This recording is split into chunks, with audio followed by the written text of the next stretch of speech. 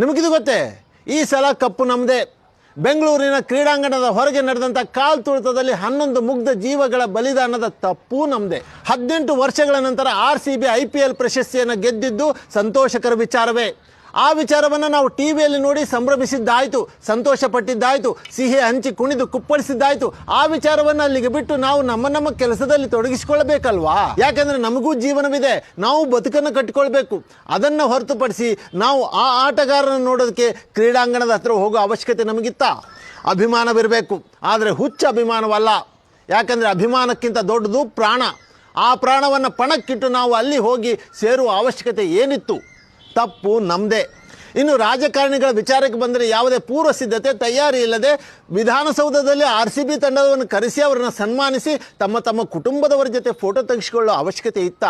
ಭದ್ರತಾ ದೃಷ್ಟಿಯಿಂದ ತೆರೆದ ವಾಹನದಲ್ಲಿ ಆಟಗಾರರನ್ನು ಮೆರವಣಿಗೆ ಮಾಡುವುದನ್ನು ಬ್ಯಾನ್ ಮಾಡಿದ ತಾವು ಕ್ರೀಡಾಂಗಣದಲ್ಲಿ ಯಾವ ಭದ್ರತಾ ದೃಷ್ಟಿಯಿಂದ ಕಾರ್ಯಕ್ರಮ ಆಯೋಜನೆ ಮಾಡಿದ್ದೀರಿ? ಕಾರ್ಯಕ್ರಮದ ಉಸ್ತುವಾರಿಯನ್ನು ವಹಿಸಿಕೊಂಡ ಮಂತ್ರಿವರ್ಯರು ಯಾರು? ಇದನ್ನು ಯಾರು ಜವಾಬ್ದಾರಿ ತೆಗೆದುಕೊಂಡಿದ್ರಿ? ಏನೆಲ್ಲ ವ್ಯವಸ್ಥೆ ಮಾಡಿದ್ರಿ? ಭದ್ರತಾ ವ್ಯವಸ್ಥೆಯ ವಿವರಣೆ ಏನು? ಯಾವುದು ತಮ್ಮ ಹತ್ತಿರ ಇಲ್ಲ. ಇದು ತಮ್ಮ ತಪ್ಪೇ.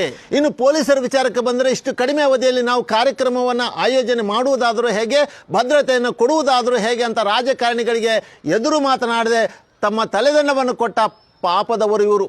ಈ ದುರ್ಘಟನೆಯಲ್ಲಿ ಪ್ರಾಣ ಕಳೆದುಕೊಂಡಂಥ 11 ಮುಗ್ಧ ಜೀವಗಳ ಆತ್ಮಕ್ಕೆ ಶಾಂತಿ ಸಿಗಲಿ, ಅವರವರ ಕುಟುಂಬದವರಿಗೆ ನೋವು ಸಹಿಸುವ ಶಕ್ತಿಯನ್ನು ಭಗವಂತ ಕೊಡಲಿ ಎಂದು ಪ್ರಾರ್ಥಿಸುತ್ತೇವೆ.